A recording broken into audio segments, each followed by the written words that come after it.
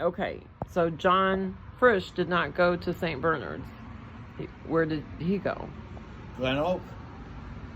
So he just saw you guys along your walk to school? We were going to school with a bunch of little kids. And, well, one of them little kids that tagged along with us, Nebraska was a pretty busy street. Yeah. So the kids had to cross over from the right-hand side of Nebraska to the left-hand side so they could follow us up to Wisconsin. And then they did go up, turn right on Wisconsin, go up to Glen Oak.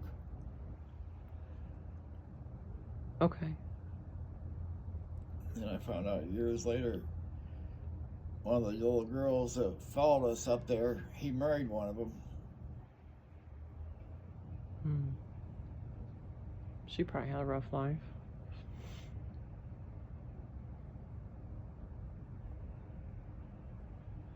Did you ever hear anything about her? Oh, yeah. She was always, one day she got on this kick about how clean her house was. And I said, have you cleaned your attic out lately? And she said, no, why? I said, well, you ought to go up and check it out. I had gotten a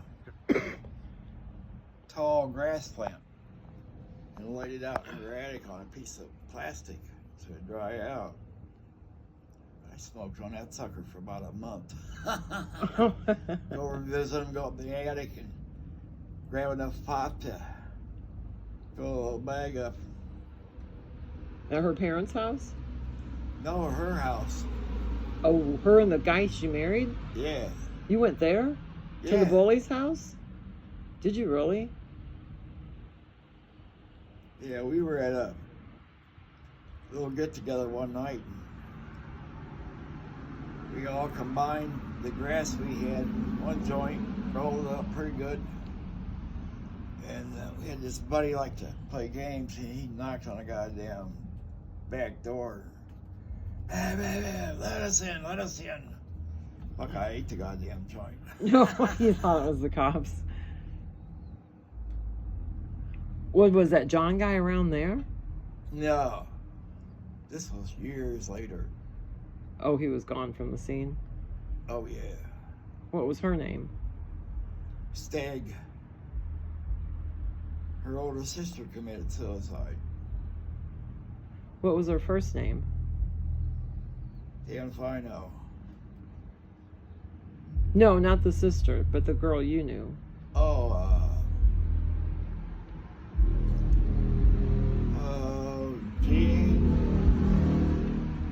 Jean Steg.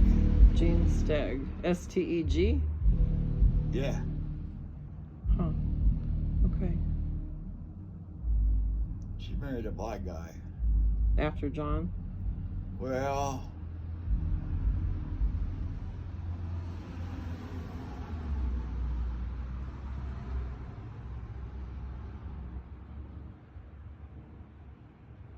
I used to get her and him and their son mixed up because I was over visiting one day and this guy come in and I said, oh, it's your son. And she said, no, it's my husband.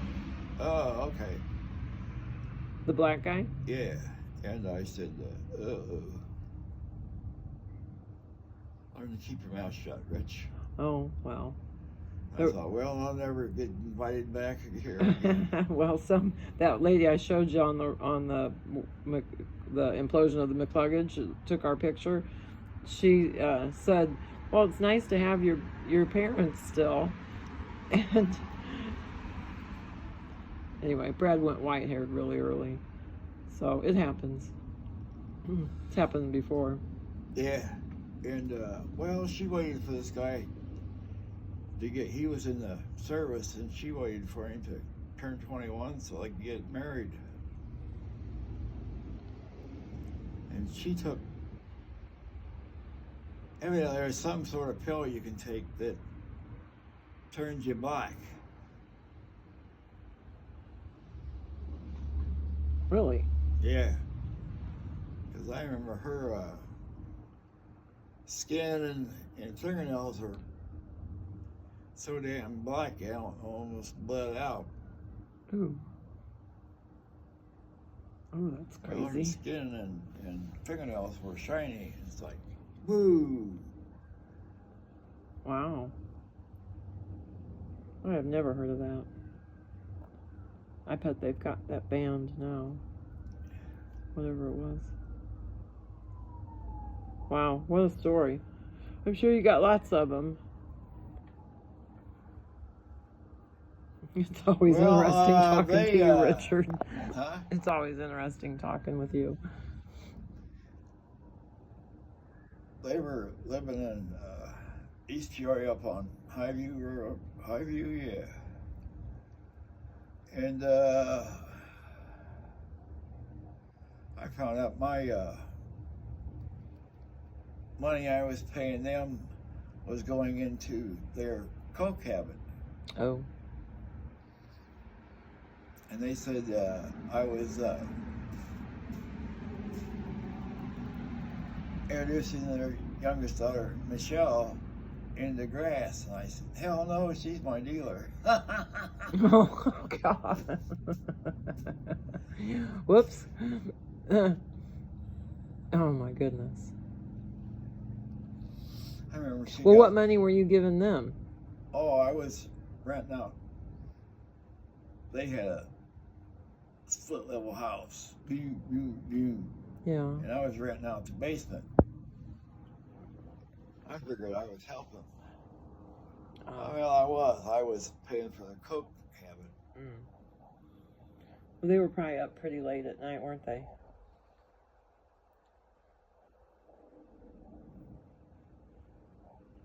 Well, yes and no.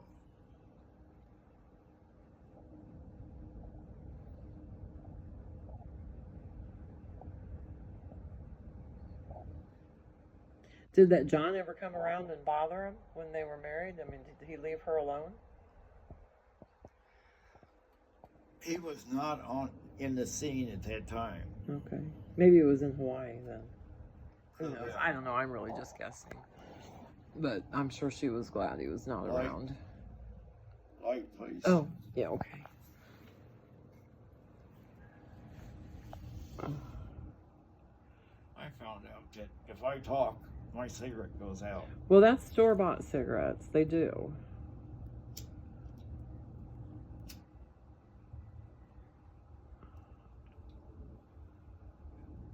Okay. All right, well, I'm going to shut this off. Unless you got anything else to say about John Frisch. No, never knew his whole name. So how do you know it's him? I don't. I would have to see the skull, the head, to find out if there was a flat part over his left eye. But what makes you think, when you saw it on the news, that that was the guy you're talking about? I don't know. So you're not sure? No. Did you know his name was John Frisch, the bully guy? Yeah. Yeah, okay. Well, then, you know, it seems to be the same guy. Well, they just said there was a skull and a torso. Right. But they didn't show the skull or the photo of the head. Yeah, well, yeah. That would be gruesome. So. No, I got in trouble at St. Mary's when I started whaling the kids with a briefcase full of bricks. And our principal jumped in my shit, and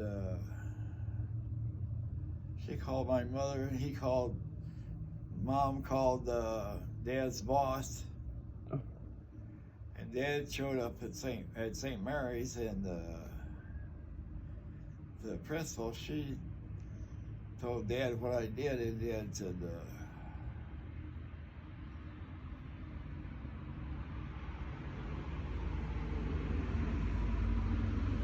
said, when you get home tonight, I'll get you some good bricks. Oh. All right. Because the ones I were using was the old ones where they had holes in them, so they were lighter. Oh gosh. Now you said St. Bernard's. Huh? First you said earlier St. Bernard's. Well, that was St. Mary's was. Dad moved the family from Muncie, Indiana to Peoria because he got a job working for Frisch. Okay. And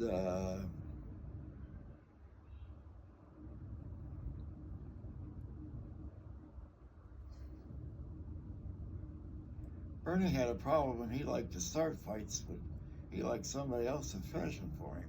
Who? Bernie. I still know him, but his second wife,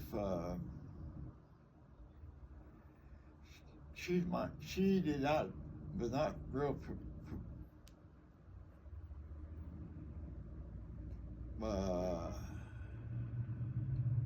She didn't care who she fucked over. Oh. And I was over at her daughter-in-law, son-in-law's place one Thanksgiving, and she said, "You want to hear a good story?" And I said, "Sure." She run this story out, and I thought, "Oh fuck, that's familiar." I just kept my mouth shut. Let her run this story out. So I was over at Joey Steele's place one afternoon, and the girl and her husband showed up, and I said, "You guys want to hear a good story?" And they said, "Yeah." And I told them the story that she told, you know. And they said, "Well, that sounds like what we told you." And I said, "Yeah." And I said, she said, her daughter said, "Did you say anything to her about it?" I said, "No." She just said, "You want to hear a good story?" I said, "Sure, I'm always up for a good story." So I told them the whole thing of what she said. And they stopped her from seeing her grandkids for 3 years. And she said, she called me up and she said, "I'm gonna send my brothers over. Get your ass." I said, "Tell them to stop by the sheriff's office." And she said, "Why?" I said, "So they can pick up some body bags." Well, in those days I didn't play games. I always carried a pair of pistols. Sounds like it was pretty dangerous back then. Oh yeah. So you're talking about somebody completely different now, though. You said Bernie. Well, I lived on Atlantic, half a block down from Fry, and Bernie lived on the corner of Atlantic and Nebraska, and we both went to St. Bernard's together.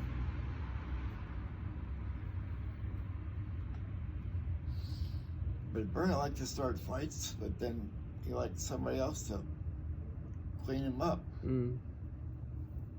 So you went to St. Bernard's when you first moved here from Indiana? Yeah. And then you went... No, I went to St. Mary's. Okay, then you went to St. Bernard's. Yeah. Okay.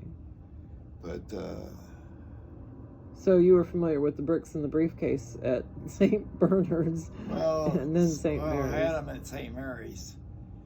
And the principal said, "You're not being nice to your buddies." Yeah, I was. I figure it's okay for a bunch of them suckers to beat on me. It's okay for me to whale the crap out of them. Yeah. But you got John on the way to St. Bernard's, but he did not go to St. Bernard's. He went to maybe Glen Oak. I got it.